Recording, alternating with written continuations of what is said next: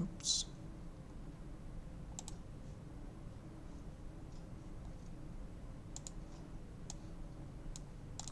Okay. The Hermann-Muller experiment is also called the CLB experiment. It's one of the first experiments to show the effect of X-rays on the genome. X-rays can induce mutations. Now, it is quite a lengthy mutation, but you have to understand. What you need to understand is this CLB itself. B is bar. This is used to select. When you have two different, you want to select for females or males that have these chromosomes, then you look at the I.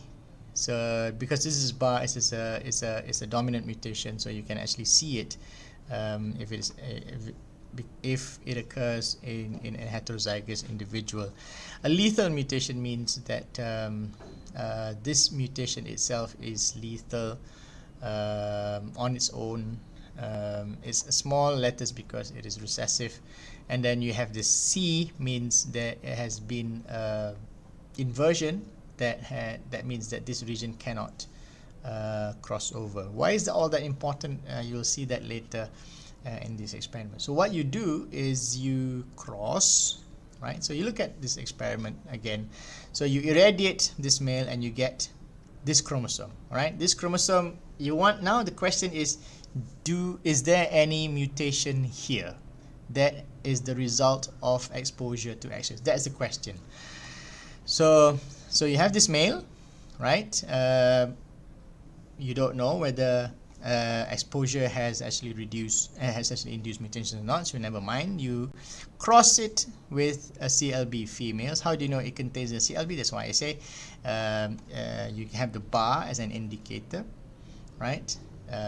So this one, you know, is carries with the chromosome. So you cross it and then you keep females with bar. So what does that mean? That means that now this chromosome, this female that you have kept from this cross, will have the CLB chromosome plus the chromosome that came from that you have irradiated.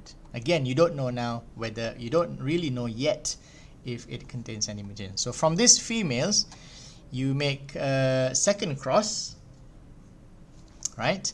And you cross with the male parent. So now this is the normal male parent. So now what you're gonna get is, if you do the cross, let me just do it here.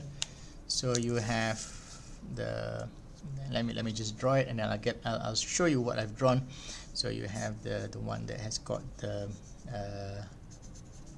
B lethal, and this is the CLB chromosome, and then you have the X that you don't know, and then you cross with a male. All right, let's just show you now.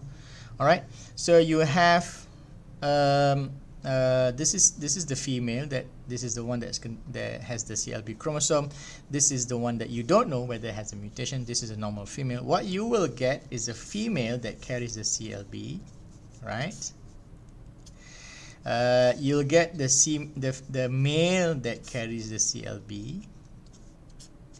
Will this live? This one will not live because it has the lethal gene there, right? So this one will not live.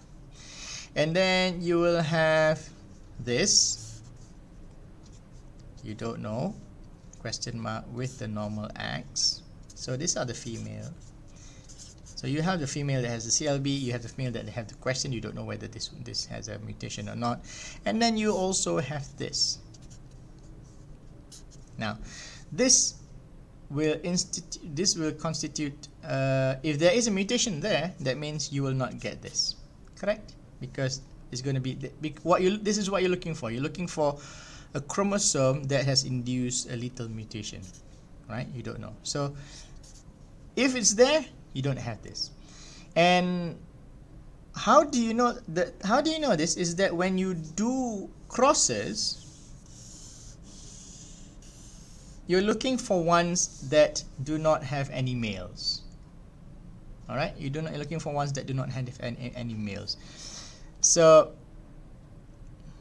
this is the critical bit about the experiment, is that, okay, it says, right, if you, in your control, right, in your control experiment, you will find that usually you'll get both males and females. You only have one tube that doesn't have any male, but you'll see that from your X-ray treated chromosome, from the cross that you did, and you expose the male to the X-ray sensor, you find that, you know, from this cross there's about 91 tubes that does not have any males.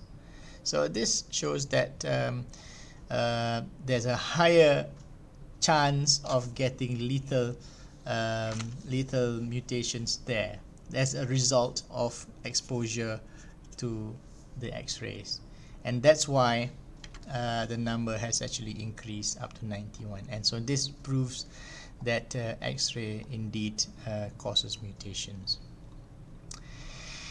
The last slide is for a test for mutagenicity. If you have something that you want to see whether it's a mutation, then you expose it to a group of bacteria, but you don't want to check how it causes mutation.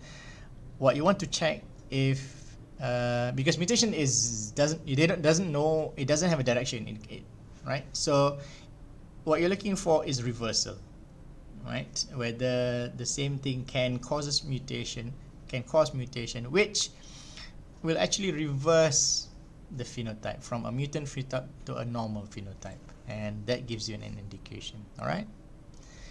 Okay, I'll see you in the next slide.